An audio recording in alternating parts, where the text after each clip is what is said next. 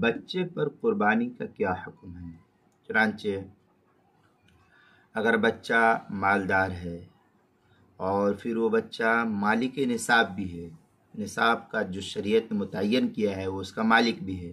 تو بھی اس پر قربانی واجب نہیں، کیونکہ بچہ ہے، ابھی شریعت کے احکام اس پر نافذ نہیں ہوئے۔ اس لیے ولی کے لیے بھی اس کی طرف سے قربانی کرنا کوئی لازم اور ضروری نہیں، وہ اپنی طرف سے اپنے مال سے کر دے تو کوئی حرج نہیں، لیکن ولی کے لیے اس کے مال میں سے قربانی یہ لازم اور ضروری نہیں، کیونکہ قربانی واجب ہونے کے لیے اللہ تعالیٰ نے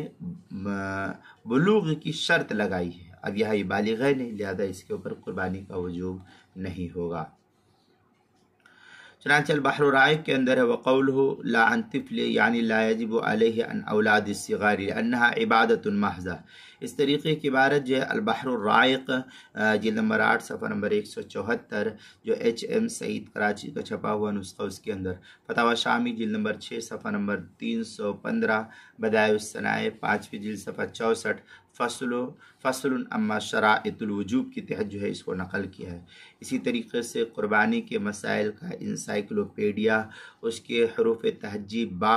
صفحہ نمبر 40 عنوان ہے بچہ، اس کے تحت جو ہے نقل کیا گیا ہے۔